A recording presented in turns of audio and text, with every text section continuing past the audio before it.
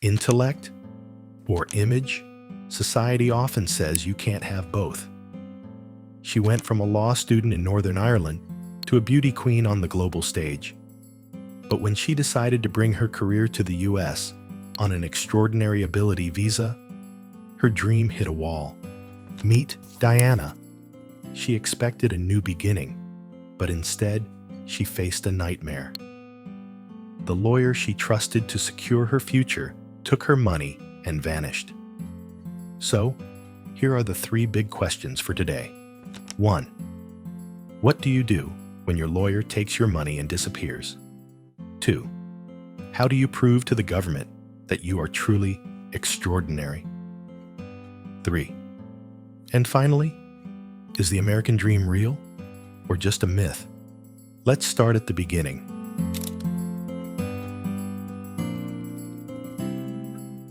Just a quick reminder, if you appreciate this in-depth content, please take a moment to like and subscribe. It helps us bring you more. Now, on with the story. I'm Diana, and I'm from a little town called Omagh in Northern Ireland. Throughout my younger years, I was always into the acting, the drama. I did the Irish Feis circuit, worked in the opera house, pantomimes, anything to do with drama. So finally, when it came to my grades, I went to Methodist College. It's like, your grades are good, you're either going to be a doctor, a lawyer. Diana's not going to be an accountant because the maths, no, it just wasn't there. Decided to do law, and from there, I was in a lecture one evening, saw this girl. I couldn't understand why she was in my lecture. Yes, stereotypical, but I was guilty. And it turned out she was a former Miss Northern Ireland. So my friend said, well, she's beautiful and she's going to be a lawyer, so she's got brains as well. So there was a bit of a bet went on. I ended up entering the competition as in, well, she can do it, I can do it. I just remember driving home one day and I had it in my head, that was it. I was going to enter. Because the previous conversation with my friend is, that's it, I'm entering it. So I went home and I said to my mum, I'm going to be Miss Northern Ireland. Really? Actually, Mum, I am. Both my mum and my sister just looked at me as though Diana's gone off on one of her little wacky, crazy, psycho moods. So I thought, right, if I'm going to do this, what do I have to do? Okay, so I have to make sure my clothes and my wardrobes were perfect. I have to go to the gym. I have to this. So I put a check line and I started working towards it. I was a bit ill-informed because I thought, oh, I'm just going to enter the first heat. Then I'm going to go to the final.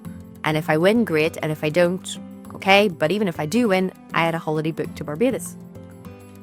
I didn't go to Barbados because what happened was I did all the press and stuff. The final was for 3 days.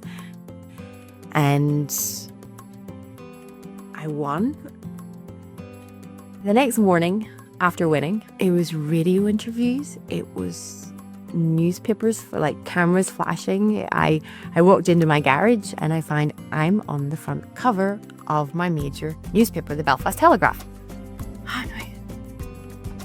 That is me. Whatever. I don't know. I can't describe it because, well, the Belfast Telegraph, from a child, my mum would say, go into the shop, get us a Telegraph. So it was the important paper to me.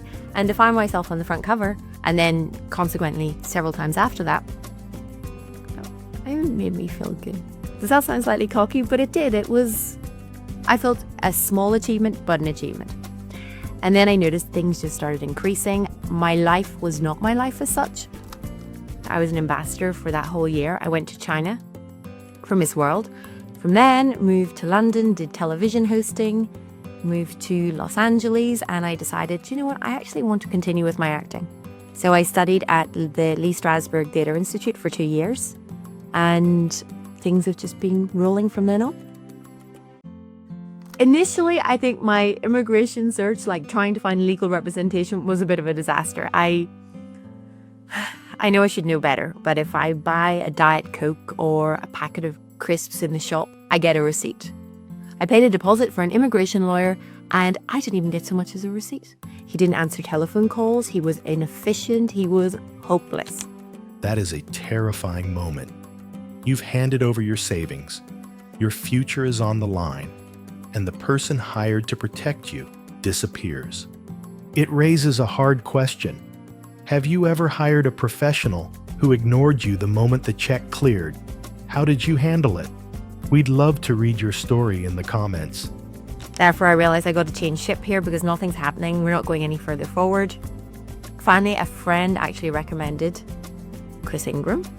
I spoke to him on the phone, and within months, 6 weeks of getting the case in order, starting to process it, actually in putting the case together, I found I did actually have to put in quite a bit of work, because it's not just, I just can't go, oh right, okay, apply and that's it. No, it was more a case of I had to back up everything that I said.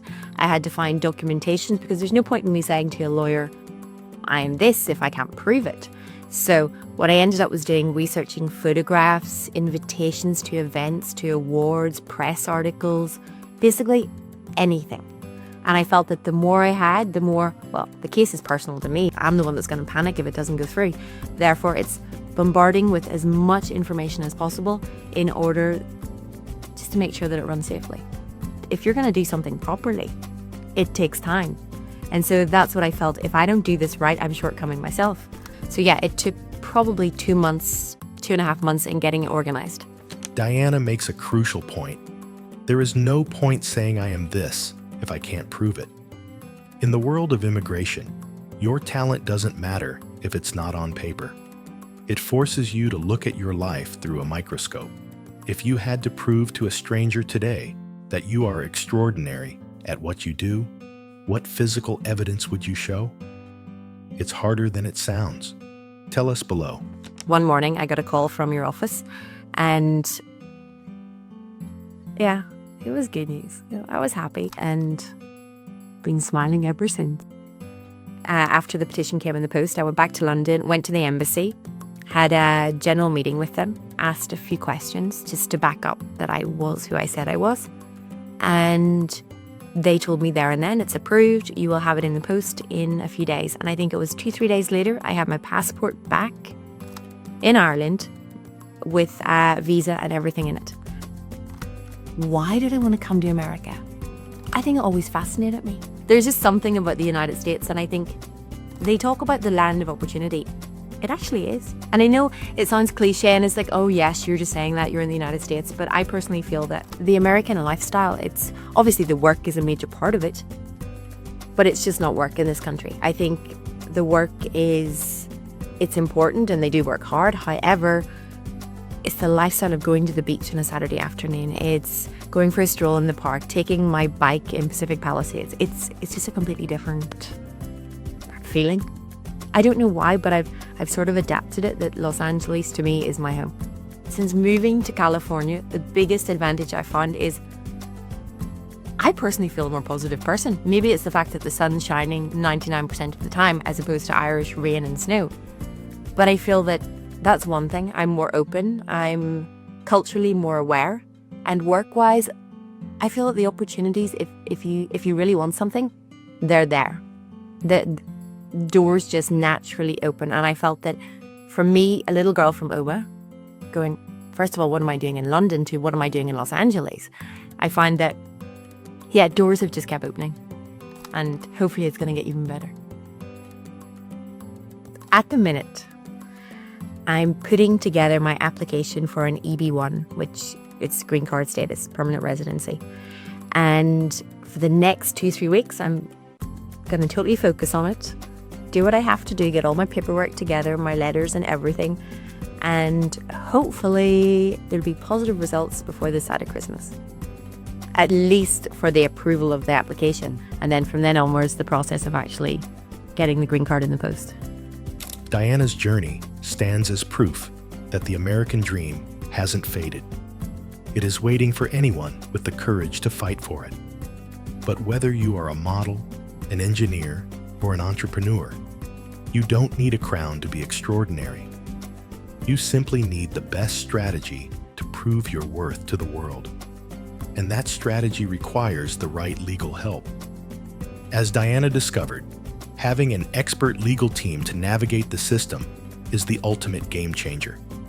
She built her case brick by brick and secured her place in the United States. What part of his story inspired you the most? Let us know in the comments, and follow our channel for more stories just like this.